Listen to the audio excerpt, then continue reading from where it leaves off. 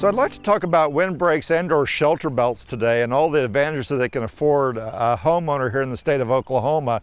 And over here you can see a well-established windbreak of a combination of pines and then deciduous trees on the other side.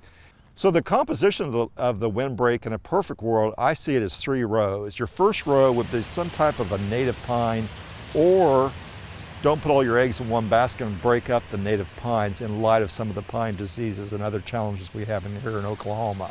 Then the second or middle or the intermediate row would be a large deciduous shade tree perhaps. Again, it can be all one species, or if you want to ward off potential disease and or insect problems that are at this point unforeseen, you could diversify that deciduous tree plant as well. And then lastly, go in with a large shrub type planting, which would be your third and final row, which would really give you a nice mixture of plant materials, but also the ultimate buffer in terms of breaking the wind. And what this would do for us is obviously break the wind, redirect the wind, but also give us energy conservation, wind control, dust mitigation, noise control, privacy, obviously, as well as some other benefits. And then last but not least, you also then have a great setup for wildlife habitat. So I'd also like to remind the consumer that although windbreaks and shelter belts are a considerable amount of time and preparation and forethought to do them well, the benefits over the years are quite substantial.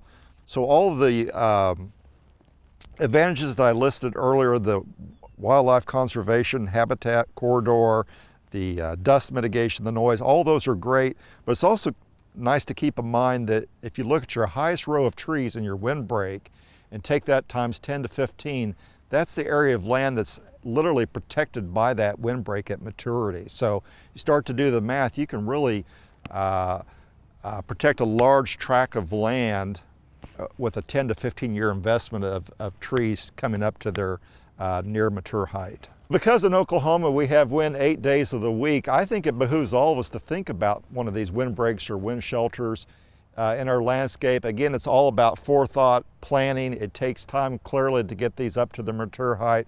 But again, with a little bit of patience, you get those advantages that I talked about earlier. And again, the highest row of trees, you multiply that times 10 up to 15, and that's the area or tract of land that you've now protected with your earlier investment, that last 10 or 15 years while you're waiting for those trees to mature. So windbreaks are a smart move any way you slice it here in the state of Oklahoma.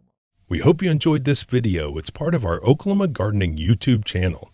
You can also find even more videos on our OK Gardening Classics YouTube channel. And join us on social media for great gardening tips, photos, and discussion.